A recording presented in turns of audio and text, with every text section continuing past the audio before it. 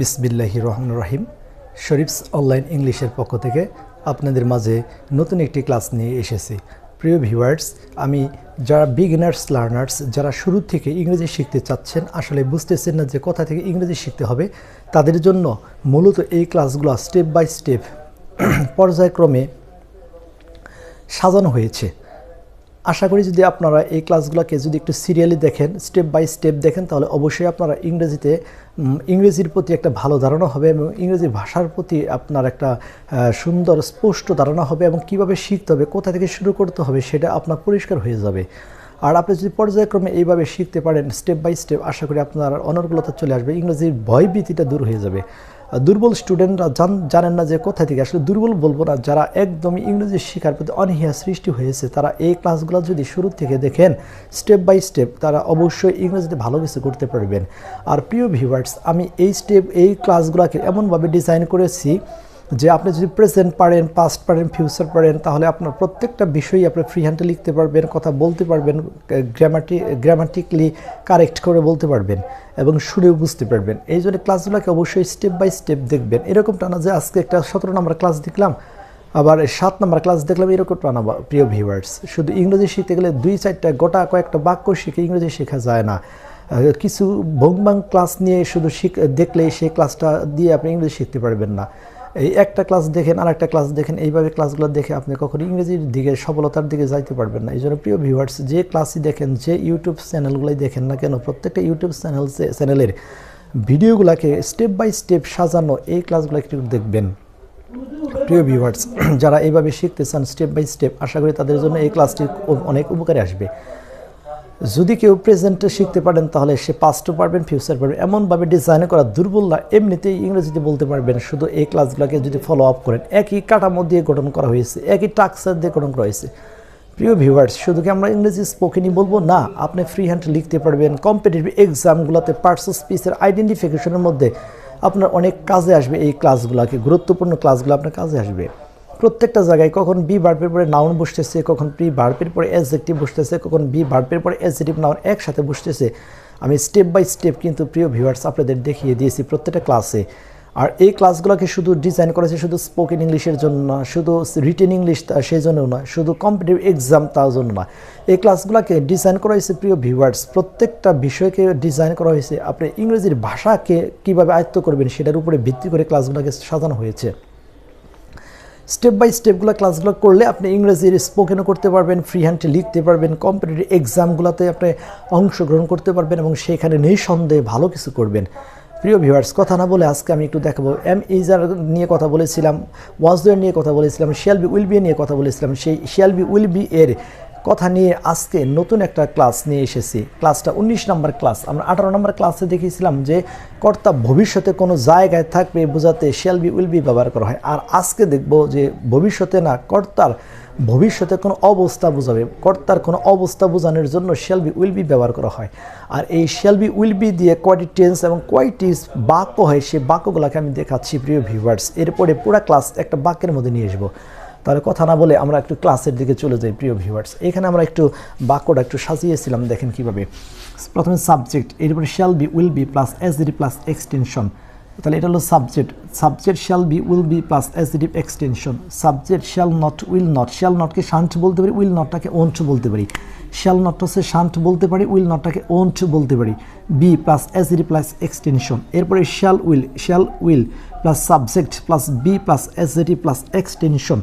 Shunt বা shall not, will not, won't, subject plus be plus adjective plus extension. প্রিয় viewers, আপনাকে অবশ্যই এই টাক্সারটাকে মনে রাখতে হবে। আর এই টাক্সার না মনে রাখতে পারলে আপনি ইংরেজি শিখে বা ইংরেজি বলতে এবং ইংরেজি লিখতে সঠিকভাবে পারবেন না। এই জন্য প্রিয় ভিউয়ার্স, আপনার অবস্থাকে, সেন্সটাকে জানতে হবে যে কীভাবে কোন বাক্যটা কীভাবে আসতেছে, কখন নাউন ব্যবহার করব, কখন অ্যাডজেক্টিভ ব্যবহার করব, কখন নাউন এবং অ্যাডজেক্টিভ একসাথে ব্যবহার করব, কখন অ্যাডজেক্টিভ নাউন একসাথে ব্যবহার করব, এটা আপনাকে জানতে হবে প্রিয় ভিউয়ার্স।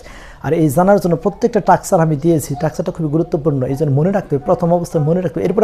এরপরে শেখার পরে আর আপনাকে কখনো টাক্সার মনে রাখতে হবে না। আপনি শিখতে পারলে এরপরে আর টাক্সার কোনো দরকার পড়বে না, কারণ কি তখন আপনার ব্রেনে সেট হয়ে থাকবে। তাহলে প্রিয় viewers, subject shall be, will be plus adjective extension, subject shall not, will not, be plus adjective extension, shall will plus subject plus be plus adjective plus extension, shall not, will not plus subject plus be plus adjective plus extension. এবার প্রশ্ন জাগতে পারে প্রিয় viewers, কার সাথে shall দিব আর কার সাথে will দেবো? এই ক্লাসগুলো নিয়ে আমি এর আগেও কথা বলেছিলাম, আজকেও একটু কথা বলতেছি। আপনি শুধুমাত্র সাবজেক্ট হিসেবে যদি কখনো আই পাই, আই অথবা উই পাই, তাহলে আই এবং উই এর সাথে শুধুমাত্র আমি শ্যাল বসাইতে পারি, শ্যাল বি অথবা আমি উইল বি, এই দুইটা বসাইতে পারি, শ্যাল বি উইল বি বসাইতে পারি।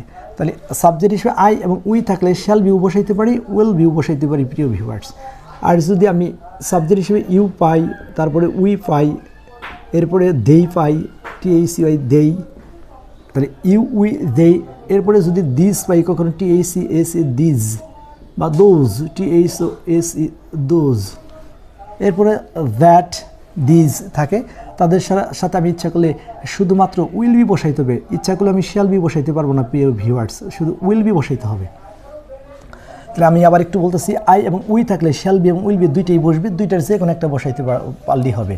যদি আপনি শ্যাল বি বসাইতে চান তাও রাইট, যদি বলেন উইল বি বসাবো সেটাও রাইট। আর যদি সাবজেক্ট হিসেবে ইউ থাকে, উই থাকে, দেই থাকে, দিস দোজ থাকে, দিস দ্যাট থাকে, এদের সাথে শুধুমাত্র উইল বি বসবে, শ্যাল বি বসবে না।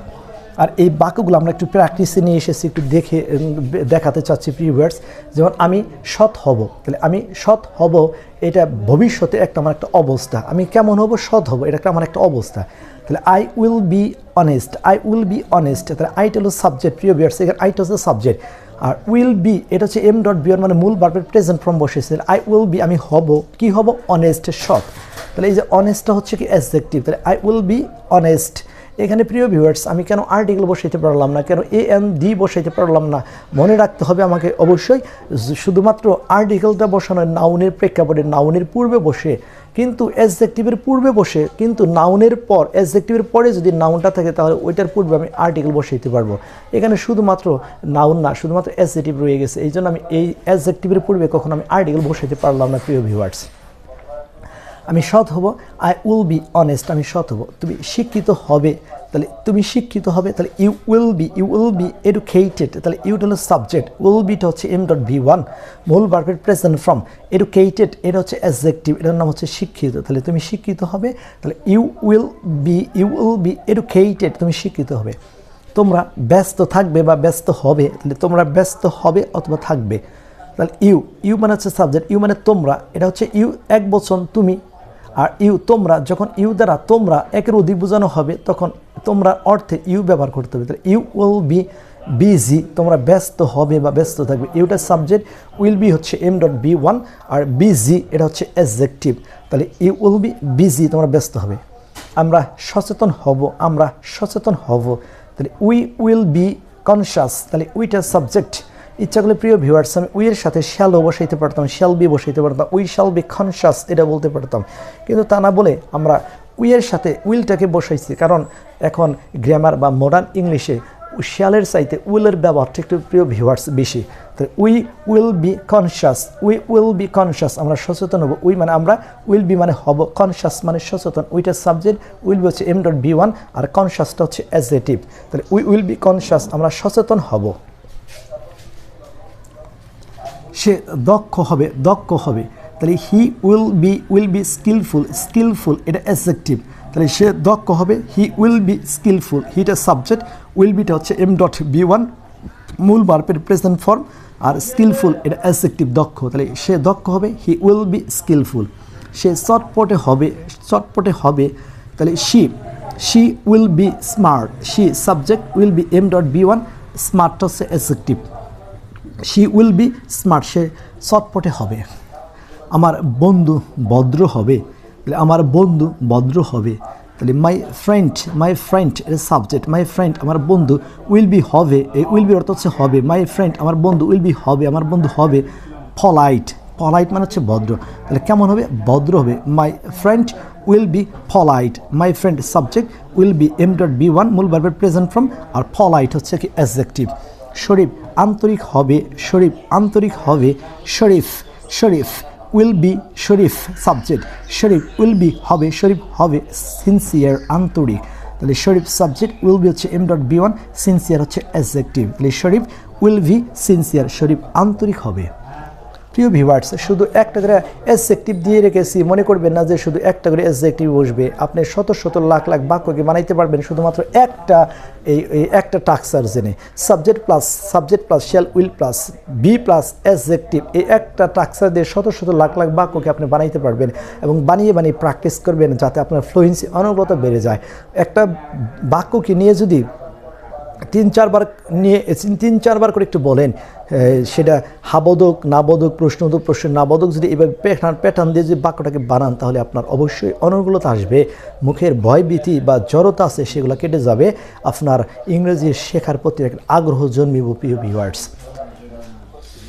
আমার বাবা বিনয়ী হবে, আমার বাবা বিনয়ী হবে। তাহলে মাই ফাদার, এটা হচ্ছে মাই ফাদার বাক্যের সাবজেক্ট। মাই ফাদার, মাই মানে আমার, ফাদার মানে বাবা, আমার বাবা উইল বি হবে মডেস্ট মানে বিনয়ী। তাহলে my father will be modest, আমার বাবা বিনয়ী হবে। My father subject will be m.b1, modest এটা হচ্ছে অ্যাডজেক্টিভ, মডেস্ট হচ্ছে কি অ্যাডজেক্টিভ। তাহলে মাই ফাদার, আমার বাবা উইল বি হবে মডেস্ট মানে অ্যাডজেক্টিভ, এটা হচ্ছে ভদ্র। তাহলে আমার বাবা বিনয়ী হবে, মডেস্ট হচ্ছে বিনয়ী, আমার বাবা বিনয়ী হবে। আমার মা আলাফি হবে, আলাফি মানে হচ্ছে কথাবার্তা বলবে। আমার মা আলাফি হবে। তাহলে my father subject, my father হচ্ছে সাবজেক্ট, মাই মাদার হচ্ছে সাবজেক্ট, সরি এখানে আমার মা আলাফি হবে মানে মাই মাদার উইল বি চ্যাটি। তাহলে my mother subject, will B এটা হবে m.b1, মূল ভার্ব প্রেজেন্ট ফর্ম, স্যাটি মানে অ্যাডজেক্টিভ। তাহলে মাই মাদার উইল বি স্যাটি, আমার মা আলাপি হবে। এটা কঠিন হবে, ইট উইল বি টাফ, এটা কঠিন হবে। তাহলে এটাও ইংরেজি ইট, কঠিন হবে ইংরেজি হচ্ছে উইল বি। তাহলে ইট উইল বি টাফ, কঠিন মানে টাফ হচ্ছে কি কঠিন। তাহলে ইট উইল বি টাফ, এটা কঠিন হবে। ইট সাবজেক্ট, উইল বি হচ্ছে m.b1, টাফ হচ্ছে অ্যাডজেক্টিভ। সহজ হবে, this will be easy, this subject will be m.b1, easy adjective. তাহলে প্রিয় ভিউয়ার্স, তাহলে দিস উইল বি ইজি, তাহলে সহজ হবে। তাহলে দিস উইল বি ইজি, তাহলে দিস সাবজেক্ট উইল বি হচ্ছে m.b1, ইজি অ্যাডজেক্টিভ।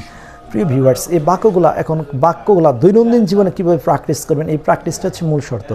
আপনি শত বাক্য জানেন, কিন্তু আপনি যদি প্র্যাকটিসে না আনেন, দৈনন্দিন জীবনে চলাফেরা করতে, বন্ধুবান্ধবের সাথে, স্কুল কলেজে, রাস্তাঘাটে চলতে ফিরতে যদি আপনি কখনো বন্ধুবান্ধবের সাথে বা কোনো পথচারীর সাথে বা কোনো আত্মীয় স্বজনের সাথে, যদি কোনো ছোটো ভাইয়ের সাথে বা বড় ভাইদের সাথে যদি ইংরেজিতে দুই চারটা কথা না বলেন, তাহলে এটা আর আপনার প্র্যাকটিসে আসবে না। আর প্র্যাকটিস না হলে আপনি ইংরেজিতে ইমপ্রুভ করতে পারবেন না। যদি আপনি ইংরেজিতে ইমপ্রুভ করতে চান, অনর্গলতা আনতে চান, তাহলে আপনাকে অবশ্যই প্র্যাকটিস করতে হবে। প্র্যাকটিস ছাড়া কখনোই অনর্গলতা আসবে না। প্রিয় ভিউয়ার্স, এখন এই বাক্যগুলোকে দৈনন্দিন জীবনে কীভাবে প্র্যাকটিস করবেন, সেই প্র্যাকটিসগুলো আমি একটু আপনাকে দেখাতে চাচ্ছি। তাহলে আমি ব্যস্ত হব, আই উইল বি বিজি। আমি ব্যস্ত হব না, আই ওন্ট বি বিজি। আমি কি ব্যস্ত হব, উইল আই বি বিজি। আমি কি ব্যস্ত হব না, ওন্ট আই বি বিজি। এইভাবে প্র্যাকটিস করতে হবে। কী হবে, তাহলে আই উইল বি বিজি, আমি ব্যস্ত হব। আই ওন্ট বি বিজি, আমি ব্যস্ত হব না। উইল আই বি বিজি, আমি কি ব্যস্ত হব। ওন্ট আই বি বিজি, আমি কি ব্যস্ত হব না। ইউ উইল বি সিক, তুমি অসুস্থ হবে। ইউ ওন্ট বি সিক, তুমি অসুস্থ হবে না। উইল ইউ বি সিক, তুমি কি অসুস্থ হবে। ওন্ট ইউ বি সিক, তুমি কি অসুস্থ হবে না। ইউ উইল বি সিক, তুমি অসুস্থ হবে। ইউ ওন্ট বি সিক, তুমি অসুস্থ হবে না। উইল ইউ বি সিক, তুমি কি অসুস্থ হবে। ওন্ট ইউ বি সিক, তুমি কি অসুস্থ হবে না। প্রিয় ভিউয়ার্স, এইভাবে আপনাকে প্র্যাকটিস করতে হবে। শুধুমাত্র পরিবর্তন করতে হবে দাগ দেওয়া অংশগুলোকে, দাগ দেওয়া অ্যাডজেক্টিভ, যতগুলো অ্যাডজেক্টিভ আছে সব অ্যাডজেক্টিভটাকে আপনাকে দাগ দিতে হবে। দাগ দেওয়া অংশটা অ্যাডজেক্টিভটাকে পরিবর্তন করতে হবে। দুইটা জায়গায় পরিবর্তন করবেন প্রিয় ভিউয়ার্স।